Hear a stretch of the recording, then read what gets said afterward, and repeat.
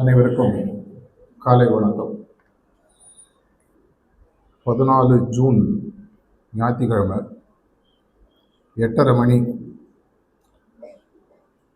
ரோகிணி நட்சத்திரம் 2ஆம் பாதம், ரிஷப ராசி, கடக லக்னம். என்ன சொல்கிறேன்னு உங்களுக்கு புரியலைன்னா கொஞ்சம் சரித்திரத்தில் பின்னாடி போகணும். சரித்திரம் இல்லை, பூகோளம் எல்லாம். சத்தியயுகம், துவாபர யுகம், திரேதா யுகம், கலியுகம், இந்த 4 யுகங்கள் தான் நமக்கு தெரியும். இது சைக்கிளிக்கலாக வரும்னு சொல்லுவாங்க. இன்னைக்கு நான் சொன்ன அந்த நேரத்தில், ஏன்னா அந்த டைமை நான் இமீடியட்டாக நோட் பண்ணி வச்சேன், ஒரு புது யுகம் பிறக்கிறது, சகஜமாக யுகம் அப்படின்னு மாஸ்டர் தன்னுடைய டாக்ல சொல்றாரு. உடனடியாக இந்த தேதி, டைம், இது எல்லாத்தையும் நோட் பண்ணி, எனக்கு இதில் நம்பிக்கை இருக்கோ இல்லையோ, எனக்கு தெரிஞ்ச 1-2 ஃப்ரெண்ட்ஸு ஜாதகம் பார்க்குறவன்ட்டு இதை அனுப்பிச்சேன். 8:30 மணிக்கு ஒரு குழந்தை பிறந்திருக்கு, இதனுடைய ஜாதகம் எப்படி இருக்கும் பார்த்து சொல்லுங்கள். அவங்க கணிச்சு சொன்னது தான் நான் சொன்னது. இது ரோஹிணி 2ஆம் பாதத்தில் நட்சத்திரத்தில் பிறந்தது, ரிஷபராசி, கடக லக்னம். அதனுடைய ஜாதக கணிப்புபடி பார்த்தீங்கன்னா இன்னிலேருந்து அது உலகத்தில் ஒரு பெரிய மாறுதலை கொண்டு வர போகக்கூடிய குழந்தையாக இருக்கும்னு அந்த ஜாதகத்தில் கணிப்பில் அவங்க சொல்கிறாங்க. அவங்களுக்கும் மாஸ்டர் பேசுனது எதுவுமே தெரியாது. அது மட்டும் இல்லாமல் ஆன்மீகம், லௌகீகம், உணர்வு ரீதியாக இது 3 விஷயத்திலையும் உச்சமாக இருக்கும் அப்படின்ற மாதிரி இன்னும் பல விஷயங்கள் அதில் இருக்கு.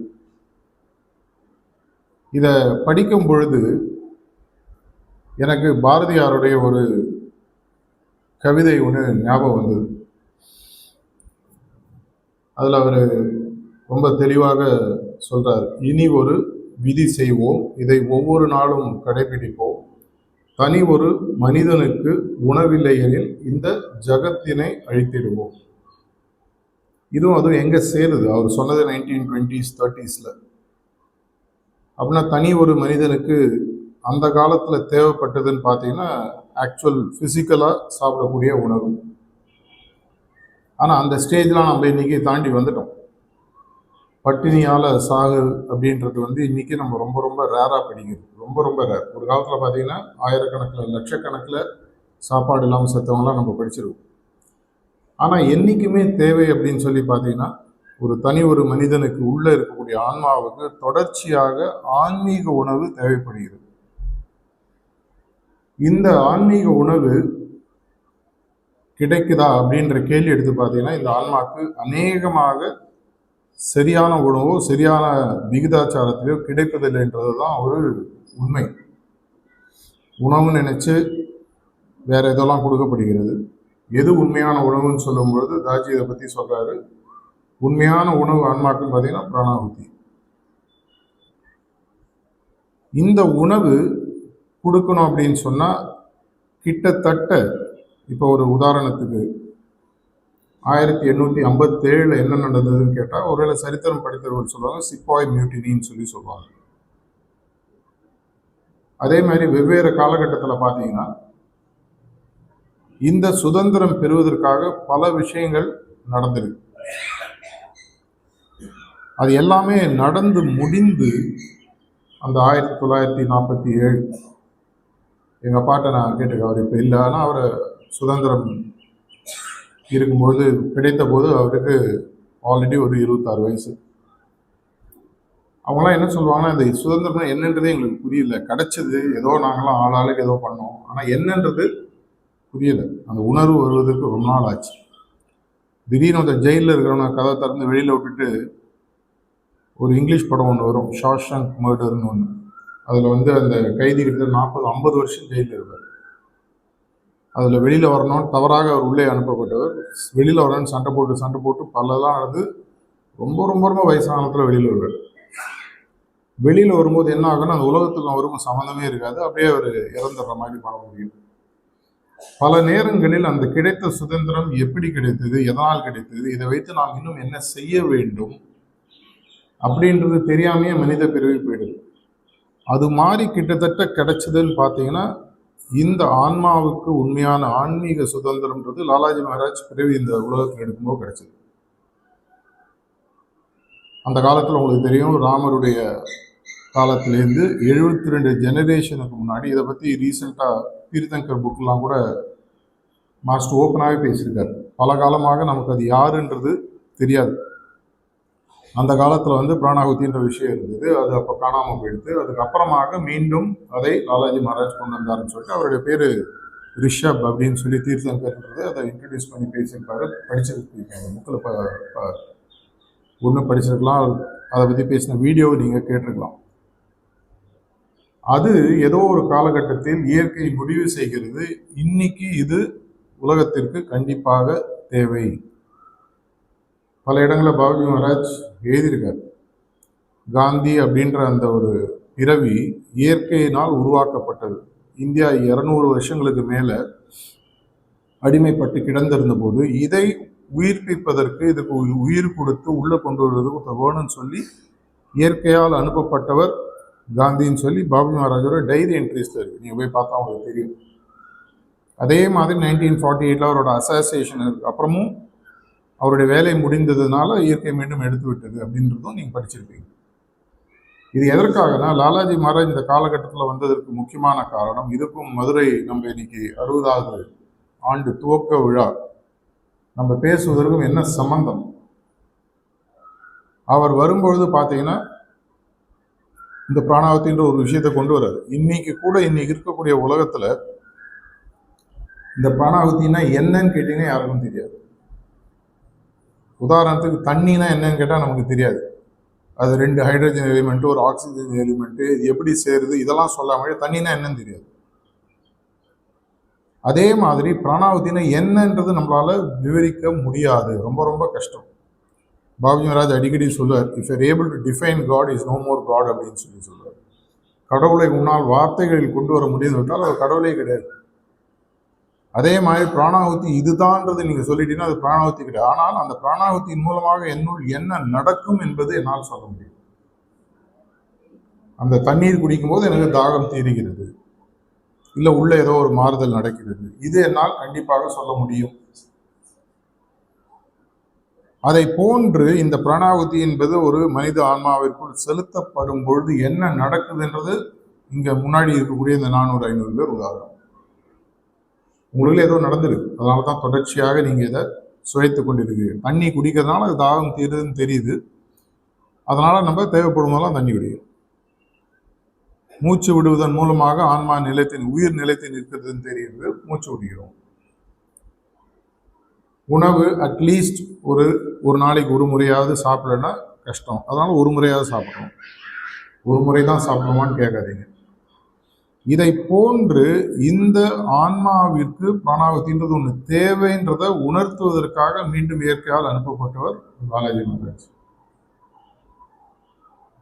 ஆனால் அது இன்னைக்கு இந்த உலகம் புரிஞ்சிடுச்சா அப்படின்னு பார்த்தீங்கன்னா அங்கதான் இந்த 60ஆம் நூற்றாண்டின் துவக்க விழான்றதை விட ஆன்மாவின் சுதந்திரத்திற்கு இந்த உலகத்திற்கு கொடுக்கப்பட்ட ஒரு பெரிய இயற்கையின் பரிசை நம்ம இன்னும் எப்படி பெட்டராக யூஸ் பண்ணணுன்றதை நம்மளுக்கு புரிய வைப்பதற்காக. இப்போ நீங்கள் மெட்ராஸில் இப்போ சென்னைன்னு சொல்லக்கூடிய இடத்துல வந்தீங்கன்னா அடையாறில் ஒரு ஆலமரம் ஒன்று இருக்குது, 450 வருஷத்துக்கு மேலே இருக்குது. கிட்டத்தட்ட பார்த்தீங்கன்னா ஒரு 5 ஸ்கொயர் கிலோமீட்டர் அந்த ஏரியா அவ்வளோ பெருசாக இருக்கும், பிரம்மாண்டமாக இருக்கும். அதனால தான் அந்த காலத்தில் சொல்லுவாங்க ஆலமரத்தை போல் தழைத்து வளர வேண்டும். ஏன்னா ஒரு ஆலமரத்தினோட சிறப்பு என்னென்னா அதனுடைய ஒவ்வொரு விழுதும் ஆலமரமாக மாறும். வேற எந்த மரத்துக்கும் அந்த சிறப்பு கிடையாதுன்னு சொல்ல ஒவ்வொரு ஆலமரத்தினுடைய விழுதும் தரையில் தொடும்பொழுது அது இன்னொரு ஆலமரமாக மாறும். அது எல்லாம் சேர்ந்தது, அது ஒரு குடும்பமான ஆலமரம், ஒரு தனி மரம் கிடையாது. நீங்கள் அந்த சப்ஜெக்ட் படித்தவங்கள்ட்ட போய் கேட்டிங்கன்னா சொல்லுவாங்க, ஒரு மரமாக பார்க்கப்பட்டாலும் அதுக்குள்ள பல தனி மரங்கள் இருக்குது, அதெல்லாம் சேர்ந்து ஒன்று. நம்ம எல்லாரும் ஒரு குடும்பம், இருந்தாலும் ஆயிரக்கணக்கான அபியாசிகள் ஒன்றாக சேர்கிறோம்.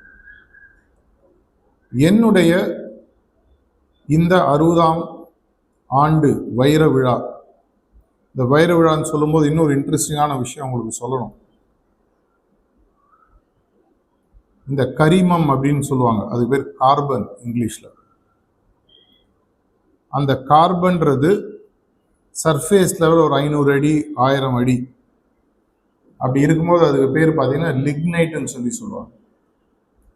அதுவே இன்னொரு 2 கிலோமீட்டர் 1 கிலோமீட்டர் அந்த டிஸ்டன்ஸில் உள்ளே போகும்போது அதற்கு பேர் நிலக்கரியாக மாறுகிறது. ஒவ்வொரு ஸ்டேஜில் மாறும். ஒரு தவறான புரிதல் நார்மலாக இந்த ப்ராசஸில் உருவாகிறது டைமண்டுன்ற ஒரு தவறான புரிதல் இருக்குது. அது புரிதலுக்கு நன்றாக இருந்தாலும் டைமண்ட் உருவாகிற ப்ராசஸ் கம்ப்ளீட்லி டிஃப்ரெண்ட். ஆனால் ரெண்டுத்துக்கும் பேஸ் பார்த்தீங்கன்னா அதே கார்பன், அதே கரிமம். இது எல்லாத்துக்குமே ஒரு முக்கியமான தொடர்புடைய விஷயம் சொல்லி பார்த்தீங்கன்னா அந்த அழுத்தத்தை தாங்கக்கூடிய சக்தி. ஒரு வைரம் உருவாகுவதற்கு கிட்டத்தட்ட 10 லட்சம் வருஷம் ஆகுதுன்னு சொல்லி சொல்றாங்க. 10 லட்சம் வருஷம். இன்னைக்கு நீங்க வைரம் சொல்லி நிஜமான வைரமோ இல்லை அமெரிக்கன் டைமண்டோ ஏதோ ஒன்று எடுத்து போடுறீங்கன்னா அது அமெரிக்கன் டைமண்ட் ஃபேக்டரியில் உருவாக்கிடுறாங்க. அது ஒரு regular diamond, uncut diamond, Kohinoor diamond நம்ம எல்லாருக்குமே தெரியும். அதனுடைய விலை இன்னைக்கு அவ்வளோ ஆயிரக்கணக்கான கோடிகளில் போகிறதுன்றாங்க. 300 வருஷத்துக்கு முன்னாடி இங்கேருந்து எடுத்துகிட்டு போனது. அந்த டைமண்ட் உருவாவது இன்னைக்கு அதனுடைய விலை நமக்கு மதிப்பு தெரியும். ஆனால் அது உருவாகுவதற்கு எவ்வளவு நாள் ஆச்சு? உங்களுக்கு எப்போ மூச்சோட அருமை தெரியும்னா உங்களை தண்ணிக்குள்ளே ஒரு நிமிஷம் அமுக்கினா அப்போதான் மூச்சோட அருமை தெரியும். அப்படியே தள்ளின்னு வெளியில் வரும். அது வரைக்கும் நம்மளுக்கு மூச்சோட அருமை தெரியாது. நம்ம பல பேருக்கு இந்த சஹஜ மார்க்கம், ஹார்ட்ஃபுல்னஸ் என்ன கொடுக்குதுன்றது நிஜமாகவே தெரியவில்லையோன்ற கேள்வி எனக்கு மிஷின் சேர்ந்ததுலேருந்தே இருக்கு. எனக்கே முழுசாக புரிஞ்சுதான்னு எனக்கே சந்தேகம் உண்டு. நம்ம ஸ்கூல்லாம் பார்த்தீங்கன்னா 5 குருடர்களும் யானையும்னு ஒரு கதை படிப்போம். ஒவ்வொரு குருடனும் அந்த யானையை வெவ்வேறு இடத்துல தொட்டு பார்த்துட்டு ஒருத்தன் சோறுன்மா, ஒருத்தன் இல்லை நீளமான கயறுன்மா, ஒருத்தன் கொம்பு, ஒன்று சொல்லுவாங்க. ஒவ்வொருத்தரும் தனியாக சொல்வது சரியாக இருந்தாலும் மொத்தமாக பார்க்கும்போது யானைன்றது கண்ணு திறந்து பார்க்குறவங்களுக்கு தான் தெரியும். இதனால என்ன நடக்குது அப்படின்னு சொல்லி பார்த்தீங்கன்னா, உதாரணத்துக்கு நம்ம தெருவில் போகிறோம். நேற்று கூட நான் ப்ரிசெப்டர் மீட்டிங்கில் அதை பற்றி பேசினேன். 40, 50, 60 வருடங்களுக்கு முன்னால் நடப்பட்ட ஒரு மரம் இன்னைக்கும் அதன் மூலமாக ஏதோ ஒரு பலன் நமக்கு கிடைக்குது. அட்லீஸ்ட் நிழலாவது கிடைக்குது. ஒரு வேப்ப மரத்துக்கு கீழே நின்னீங்கன்னா, சார்ஜ் மகராஜுடைய வாழ்க்கை நூலை நீங்கள் படிச்சீங்கன்னா டவுன் மெமரி லேனில் அவருடைய 6வது இல்லை 7வது வயசில் அவரை மாயவரத்துக்கு பக்கத்தில் இருக்கக்கூடிய குலசேகர நதி, அது பக்கத்தில் இருக்கக்கூடிய ஒரு ஊரில் அவரை கொண்டு 1 வருஷம் விடுறாங்க. அவருக்கு டிபி அப்போ வருது, டியூபர்குலோசிஸ். அப்போ இந்த வேப்ப மரத்துக்கிட்ட அவர் நேச்சுரலாக விட்டுட்டிங்கன்னா சரியாயிடும்னு சொல்லிட்டு நாள் ஃபுல்லாக அவர் மரத்துக்கு கீழே ஒரு படுகை. அந்த இடத்துல நாங்கள் போய் பார்த்துட்டுலாம் வந்தோம். அந்த மரம் இன்னும் இருந்தது. அப்போ இப்போ இல்லைன்றாங்க, அப்போ இருந்தது. அங்கே அந்த மரத்தின் கீழ் அவர் நிழல் பெற்று அவருடைய உடல் சரியாவதற்கு 30-40 வருஷம் முன்னாடி யாரும் மரத்தை நட்டுருக்காங்க. இந்த நட்டவர் அதனுடைய பலனை எதிர்பார்த்து செஞ்சாரான்னு தெரியாது. நம்ம ஊரில் உடனே அதுலேயும் ஸ்டிக்கர் ஒட்டிடும், இந்த மரம் என்னால் நடப்பட்டது, 50 வருஷம் முன்னாடி நடந்தது, நான் என் பேர் போட்டுட்டு. நிறைய கோயிலில் அடிக்கடி சார்ஜ் மகாராஜ் சொல்கிறது, ஏன்டா விளக்கு தான் கொடுத்த, விளக்கு கீழே இன்னார் உபயம் ஏன்டா எதிர, டியூப்லைட்டு கீழே பாருங்கள் இன்னார் உபயம், ஒரு ஃபேனு கீழே இன்னார் உபயம். சரி விடுங்க, அது வேற விஷயம். இது நமக்கு எப்பொழுது சரியாக புரிகிறதோ, இந்த 60ஆம் நூற்றாண்டின் துவக்க விழான்றது நமக்கு ஒரு புதிய புரிதலை உருவாக்கும். சகோதரர் சுரேஷ் பேசும்போது சொன்னார், ஏதாவது ஒரு இன்ஸ்பைரிங்காக சொல்லுங்கள். இன்ஸ்பைரிங்காலாம் சொல்கிறது எப்போ உண்மையை பேசுது, புரிகிற மாதிரி பேசு. சத்தியம் புரியாத், பிரியம் புரியாத்துன்னு சான்ஸ்கிரிட்டில் சொல்லுவாங்க. உண்மையை சொல்லு, பிடிக்கிற மாதிரி சொல்லு, புரிகிற மாதிரி சொல்லு, அன்பா சொல்லுன்னு சார்ஜ் மகாராஜ் அடிக்கடி சொல்லுவார். இது எதற்காகனா, இந்த உண்மையான ஆன்மீக சுதந்திரம் என்னுடைய ஆன்மாவுக்கு இப்பொழுது தங்கு தடையின்றி கிடைக்கும். இன்னைக்கு இந்தியாவில் இருக்கிறவங்க யாருக்குமே, அநேகமாக இந்த ஜென்ரேஷன் 1947 அப்புறம் பிறந்தவங்க யாருக்குமே சுதந்திர போராட்டம்னா என்னன்னு தெரியாது. எனக்கு சத்தியமாக தெரியுது, வாய்ப்பு இல்லை. அதெல்லாம் ரொம்ப தள்ளி பிறந்தாங்க. இங்கே இருக்கிற நிறைய பேர் அதுக்கப்புறம் பிறந்துருக்கலாம், கிட்டத்தட்ட அதே ரேஞ்ச். மேபி 1-2 பேர் பார்த்தா 1947 முன்னாடி பிறந்த மாதிரி இருக்கு. சுதந்திரனுடைய என்ன கஷ்டம் ஒரு பெரியவர்கள் பட்டாருன்றது தெரியாத போது அதனுடைய அருமை நமக்கு தெரியாது. நம்ம இன்னைக்கு 4வது ஜெனரேஷன் குருநாதருடன் இருந்து கொண்டிருக்கிறோம். ஸோ லாலாஜி மகாராஜ் உருவாக்கினார். அநேகமாக எனக்கு தெரிஞ்சு இப்போ இருக்கிற காலகட்டத்தில் லாலாஜி மகாராஜை பார்த்தவங்க யாரும் உயிரோடு இல்லை. நான் லாலாஜி மகாராஜை பார்த்தவங்க சாரிஜி மகாராஜ் வந்து பார்க்கும்போது நான் கூட இருந்திருக்கேன். அவங்களாம் இப்போ இல்லை, அது எனக்கு நல்லாவே தெரியும். 4 மாஸ்டரையும் பார்த்தவங்க இந்த இயக்கம் எதை கொடுக்கிறது, எதை கொடுக்க வல்லது, இது ஏன் என்று தேவை அப்படின்ற புரிதலாவது இன்னைக்கு இருக்கிறவங்களுக்கு இன்னைக்கு நமக்கு கண்டிப்பாக வரணும். லாலாஜி மகாராஜ் வந்ததுக்கு அப்புறம் தான் பிராணாவத்தினுடைய உண்மையான விளைவுகள் என்னன்றதை நம்ம புரிஞ்சாகும். அந்த விளைவுகள் நம்மோட நின்னா போருமா? ஏன்னா பல நேரங்களில் நம்ம பார்க்குறோம், அந்த ரோடு எக்ஸ்பேன்ஷன் பண்ணும்போது 50-60 வருஷம் மரத்தை வெட்டிடுறாங்க. அது பதிலாக ஒரு இன்னொரு இடத்துல 10 மரத்தை நட்டோன்னு சொல்கிறாங்க. அது வேற விஷயம், நடுறாங்க நடலை, அது தனி டாபிக். ஆனால் அந்த இடத்துல இருக்கிற அந்த நிழல் போச்சு இல்லையா? அது பதிலாக ரோடு வருது, க்ரோத் வருது, என்ன கதை சொன்னாலும் அட்லீஸ்ட் 70s 80s தமிழ்நாட்டில் நீங்கள் எங்கே போனாலும் ரோடுக்கு 2 சைடு இது பார்த்தீங்கன்னா புளிய மரம். புளிய மரம் வச்சதுக்கு ராஜா காலத்தில் இந்த காரணங்கள் இருக்குது. போய் படிச்சிங்கன்னா அது ரொம்ப பெரிய சயின்ஸே இருக்குது, ஏன் புளிய மரம் வைக்கணும்னு சொல்லிட்டு. இப்போ அநேகமாக பார்த்தீங்கன்னா சில ஊரில் நான் சென்டர் விசிட்டில் போகும்போது மட்டும் அந்த 2 பக்கமும் புளிய மரம் தெரியும். மற்ற எல்லா இடத்துலையும் புளிய மரம் வேற மரத்தை வைக்கிறாங்க. நடுவில் கேனப்பின்னு சொல்லி வைக்கிறாங்க, ஒரு டிவைடர் போட்டு, இந்த மாதிரிலாம் இருக்கு. எது இருந்ததோ அது தொடர்ச்சியாக சில விஷயங்கள் இருக்க வேண்டும். அது மனிதனுக்கு உதவின்ற புரிதல் கூட நமக்கு பல நேரங்களில் இருக்கிறது இல்லை. இப்போ 1977 அந்த மெசேஜை சச்சம் முடிஞ்சோன்னு சகோதரர் படித்தார். அப்போ இருந்தவங்களுக்கே அதுக்கு முன்னாடி பாபுஜி மகாராஜ் என்ன ஒர்க் பண்ணாருன்றது தெரியுமான்னு தெரியல. இந்த காலத்தில் இருக்கிறவங்க அநேகமாக இந்த ரூமில் இருக்கும் 1-2 பேர் எனக்கு தெரிஞ்சு இருக்கீங்க. அநேகமாக நிறைய பேர் பாபுஜி மகாராஜ் பார்த்துருக்க மாட்டீங்க. லாலாஜி மகாராஜ் வாய்ப்பே இல்லை. சாரிஜி மகாராஜ் நிறைய பேர் பார்த்துருப்பீங்க. ஆனால் இந்த மார்க்கம் நமக்கு என்ன கொடுக்கிறது? ஒரு முறை சாரிஜி மகாராஜ் சொன்னார், எதனால விழாக்கள் எடுக்கிறோம்? அது சுதந்திர தின விழாவோ, இல்லை ஒரு குருநாதரின் பிறந்தநாளோ, ஒரு தீபாவளியோ, ஒரு பொங்கலோ எதனால செய்கிறோம்னா அதன் பின்னால் உழைத்தவர்களுடைய அருமை உலகத்துக்கு தெரியணுன்றதுக்காக.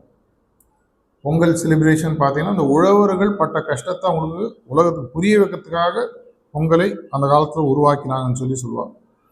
இதே மாதிரி ஒவ்வொரு விழாக்கு பின்னாடி இந்த மாதிரி ஒரு விழா எடுப்பதற்கு முக்கியமான காரணம் என்ன? பல காரணங்கள் இருந்தாலும் இது ஒரு செலிப்ரேஷன் டைம். ஆனால் முக்கியமான காரணம், இது நமக்கு ஏன் தேவை, இது நமக்கு எப்படி கொண்டு வரப்பட்டது, இதை கொடுத்தவர்களுடைய லட்சியம் என்ன, ஒரு குறுகிய வட்டத்திற்குள் இதை சுருக்கினா போருமா, இல்லை இன்னும் பெரிய வட்டத்துக்கு எடுத்துட்டு போகணுமா? தமிழில் சொல்ற மாதிரி யாம் பெற்ற இன்பம் பெருக வைகம்ன்ற மாதிரி செய்ய போறோமா? இல்லை ஆயுர்வேதத்தை பற்றி சொல்லும்போது சாரிஜி மகாராஜ் ஒரு தடவை சொன்னார், பாபுஜி ஒரு முறை உடல் நிலை சரியில்லை. அவர் இன்டர் கம்யூனிகேஷனில் தன்வந்திரியை ரீச் பண்ணுறார். அவர் தான் ஆயுர்வேதத்தினுடைய கடவுள்னு சொல்லி சொல்லுவாங்க. இந்த தன்வந்திரியை ரீச் பண்ணி எனக்கு இந்த உடம்புல பிரச்சனைன்னு சொல்கிறாரு. அவர் அங்கேருந்து ஒரு ப்ரிஸ்கிரிப்ஷனை டிக்டேட் பண்ணுறாரு. அந்த ப்ரிஸ்கிரிப்ஷனை டிக்டேட் பண்ணுறது பாபுஜியோட ஒரு பேப்பரில் எழுதி அங்கே தெரிஞ்ச 2-3 ஆயுர்வேதிக் ப்ராக்டிஷனர்ஸ்ட்டு கொடுத்து இந்த மருந்து ஒன்றுன்றாங்க. மெட்ராஸ் பாஷை என்னப்பா ஒன்றுமே புரியலையே, ஒன்றுமே புரியல. திரும்பி அவர் அங்கே போய் கேட்குறாரு. அவர் சொல்கிறாரு, அந்த காலத்தில் நான் உருவாக்கின கம்ப்ளீட் ப்ரிஸ்கிரிப்ஷனில் 100ல் 1 பங்கு கூட இன்னைக்கு இல்லை. நம்ம ஊரில் ஒரு கெட்ட பழக்கம் உண்டு, இது நல்ல பழக்கம்னு நினச்சிப்பாங்க, கெட்ட பழக்கம் உண்டு. எனக்கு தெரிஞ்சதை விட கம்மியாக தான் என்னுடைய ஸ்டூடெண்ட்டுக்கு நான் சொல்லி தருவேன். எந்த லைனில் போய் பாருங்கள், வாத்தியார் அப்சல்யூட்டாக தனக்கு தெரிஞ்சது அத்தனையும் ஸ்டூடெண்ட்டுக்கு சொல்லி தர மாட்டார். ஏன்னா உள்ளார்ந்த ஒரு பயம், இவன் என்னை தாண்டி போயிட்டானா. ஆனால் வசனம் மட்டும் பேசுவோம், புலிக்கு பிறந்தது பூனை ஆகுமா, அப்போ 8 அடி பாஞ்சா புள்ள 16 அடி பாயும், எல்லா வீர வசனம் பேசுவோம். ஆனால் சொல்லி தருது கம்மியாக சொல்லி தருது. இந்த பிரச்சனை இன்னைக்கு ஆக்சுவலாக சஹஜ் மார்க் ஹார்ட்ஃபுல்னஸ் அபியாசிஸ்ட்டை கண்டிப்பாக இருக்கிறத நான் பார்க்குறேன்.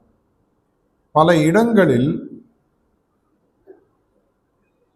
இந்த மார்க்கத்தினால் எனக்கு கிடைத்த பலன் என்பதை பல நேரங்கள் நம்ம சோஷியலாக பல இடங்களுக்கு டெய்லி போகிறோம்.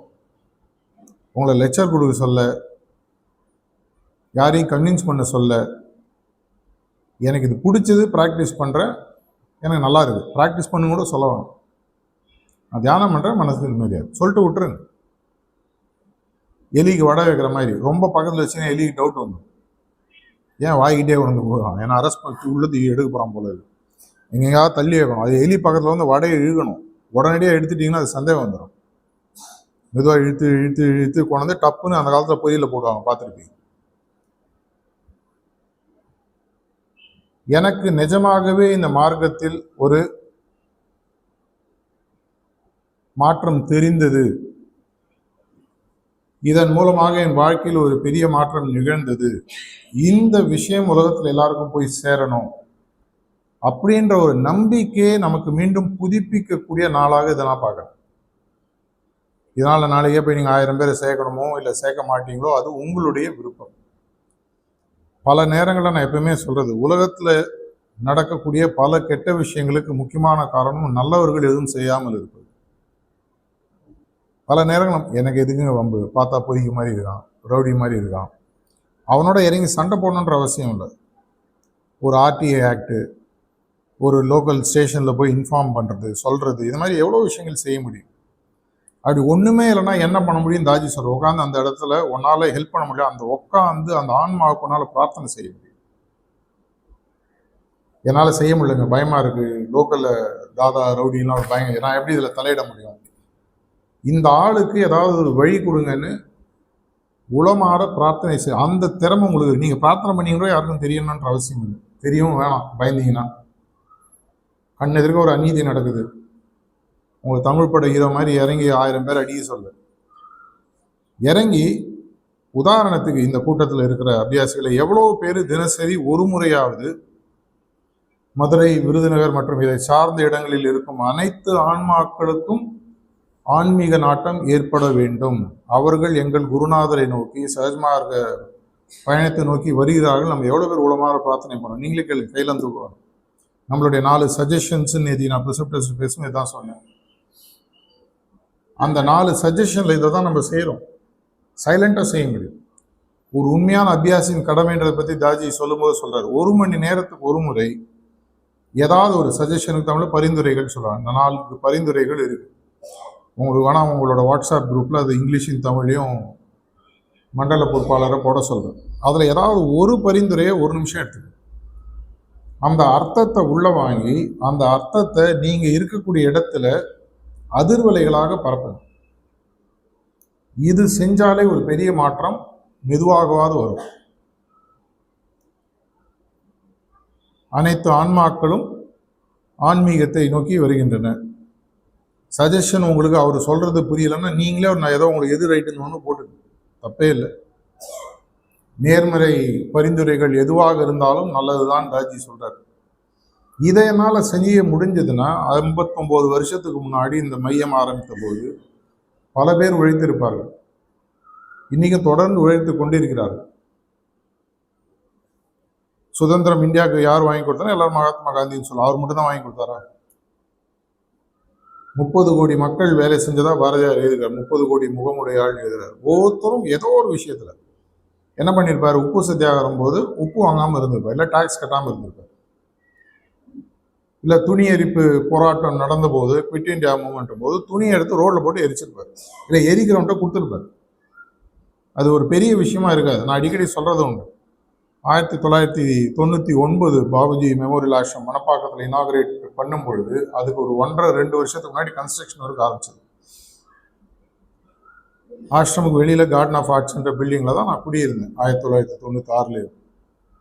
தினசரி காத்தால எழுந்து தியானம் முடிச்சு ஒரு 5:45 ஆஷ்ரம் போயிட்டு ஒரு 7-8 வரைக்கும் என்ன வாலண்டியர் ஒர்க் பண்ண முடியுமோ, செங்கல் எடுத்து வைக்கிறதோ, மூட்டை தூக்குறதோ, கிளீன் பண்ணுறதோ, அன்னைக்கு அதனுடைய அருமை தெரியவில்லை. ஆனால் இப்போ எப்போல்லாம் அந்த ஆசிரமில் போயினோ இந்த சோழ நான் ஒரு கல் வச்சேன், அங்கே நான் பெயிண்ட் அடிக்கும்போது கூட டப்பா எடுத்து கொடுத்தேன்.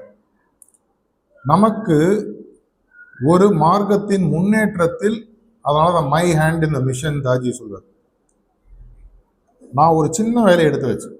ராமாயணத்தில் இதை பற்றி நம்ம படிக்கிறோம். அணிலினுடைய முதுகின் மேல் இருக்கக்கூடிய அந்த 3 கோடுகள் அது செய்த ஒரு சிறிய வேலைக்காக ராமர் போட்டதா சொல்லுவாங்க. அது அப்படியே ஜென்ம ஜென்மமாக அதனுடைய வருது. அது ஒத்துக்கிறது ஒத்துக்காதது உங்களுடைய பார்வை. இதிலிருந்து வரக்கூடிய புரிதல், என்னுடைய ஒரு சிறு பணி கூட குருநாதரின் பணியை ஒத்து அமையும் பொழுது உலகத்தில் ஒரு பெரிய மாற்றத்தை கொண்டு வர முடியும். சார்ஜி மகாராஜை பத்தி பேசும் ஒரு இடத்துல சொல்றாரு, there is nothing known as the last straw that broke the camel's back. அதாவது ஒரு ஒட்டகம் படுத்துட்டு இருக்கும்போது பெரிய புல்லுக்கட்டு மேலே படுத்துட்டு இருக்கான், அதனுடைய முதுகிலும் உடையுது. எப்போ உடையுதுன்னா கடைசி புல் எடுக்கும்போது உடையுதான். அவர் சொன்னார், கடைசி புல் எடுக்கும்போது உடையல, அது முடிவு. முதல் புல் எடுக்கும்போது உடைய ஆரம்பிச்சிருச்சு. இந்த புல்லுக்கட்டில் இருக்க முதல் புல் ஒருத்தன் உருவும் போது அது மெதுவாக இறங்குது, அதுக்கு தெரியல.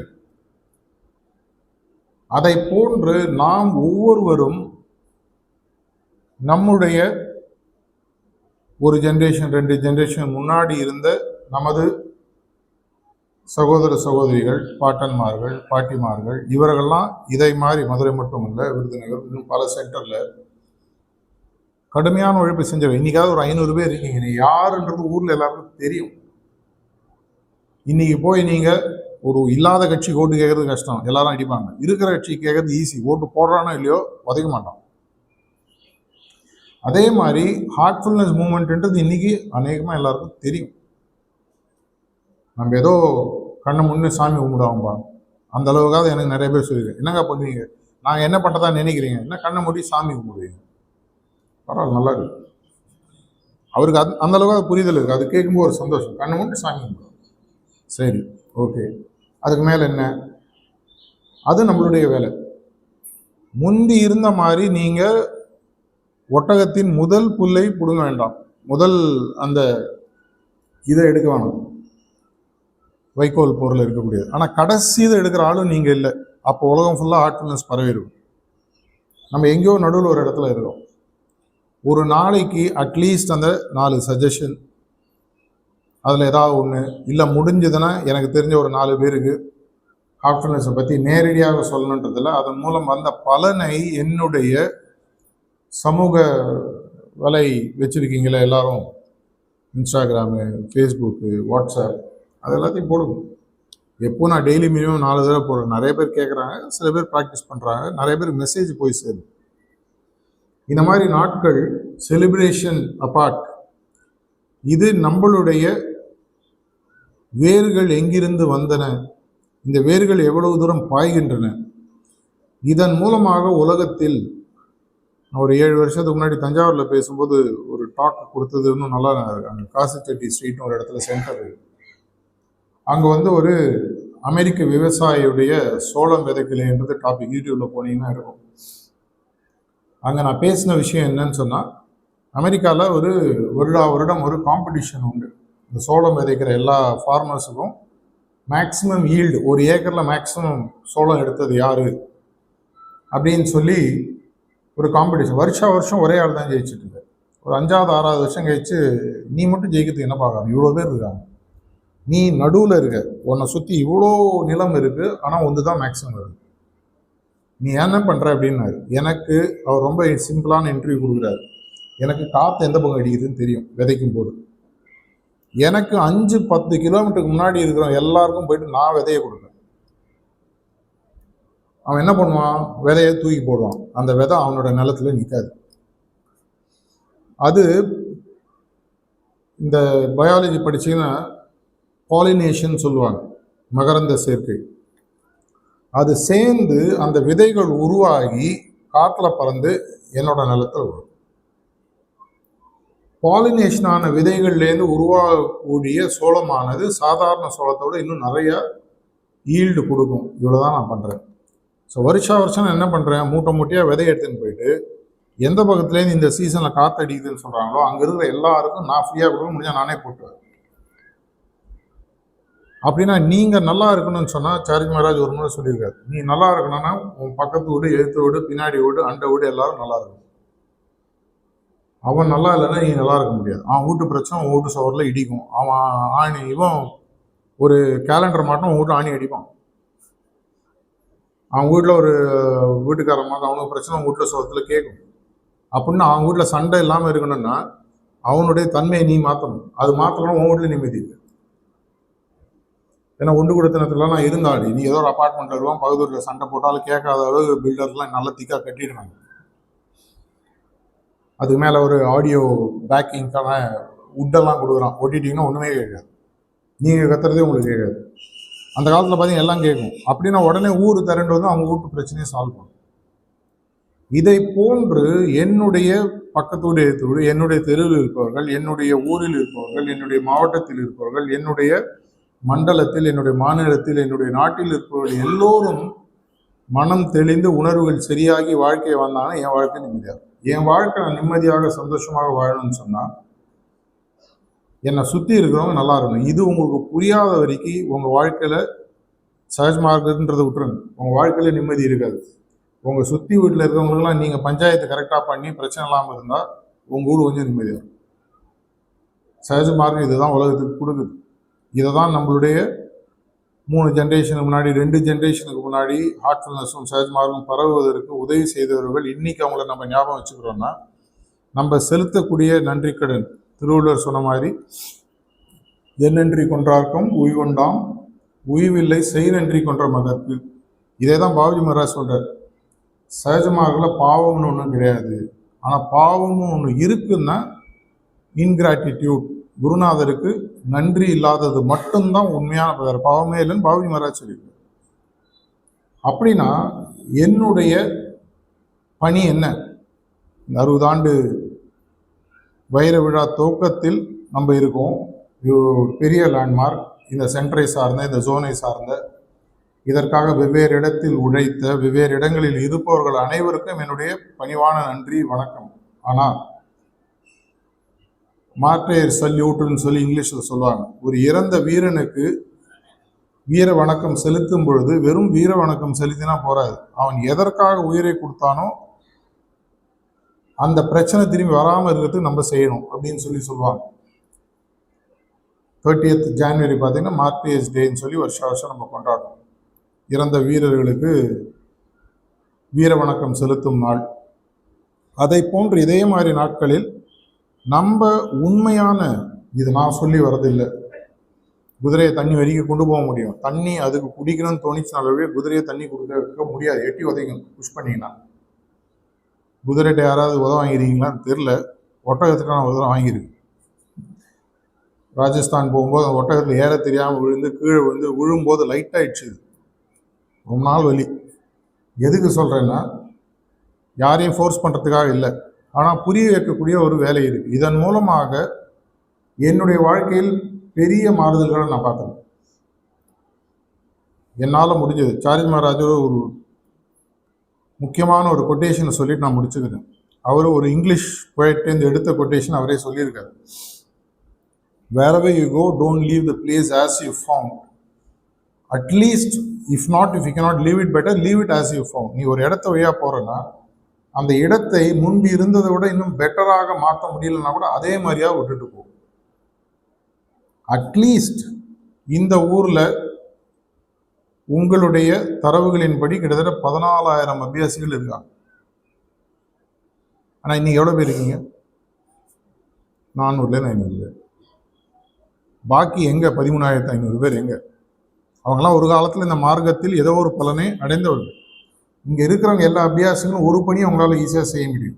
இந்த பாக்கி 13,500 பேரை ஆளுக்கு 10 20 பிரித்து டேட்டா ஒன்றா நான் இசைச்சி அவங்களுக்கு கொடுக்க சொல்கிறேன். அவங்கள நீங்கள் மீண்டும் கான்டாக்ட் பண்ணி கர்வ் ஆப்சின்னு கட்சி சேர்ப்ப சொல்லுவாங்க. என் கட்சியில் இருந்தப்பா விட்டுட்டு போயிட்ட, திரும்பி என் கட்சிக்கு வா. இதை நம்ம அடிக்கடி பார்க்குறோம். கர்வ் ஆப்சி, தாய் கழகத்திற்கு மீண்டும் வந்தேன் அப்படின்னு கொடுப்பேன். எது தாய் கழகம் அவருக்கும் தெரியாது, நமக்கும் தெரியாது. அதை போன்று இந்த அபியாசிகள் உள்ள வந்தாலே போகும், இந்த மதுரை மாநகரத்தின் அதிர்வலைகள் மாறி அமையும். அப்பேற்பட்ட ஒரு நல்ல காரியத்தை இந்த நாளிலேயாவது நம்ம எடுத்து செய்யணுன்ற ஒரு முனைப்புடன் இங்கிருந்து வெளியே செல்வோம். மீண்டும் இந்த நிகழ்ச்சியை நடத்தி கொண்டிருக்கும் மண்டலத்திற்கும் மையத்திற்கும் மற்றும் இதற்காக உழைத்து கொண்டிருக்கிற உழைக்க போகும் அனைவருக்கும் என்னுடைய நன்றி, வணக்கம்.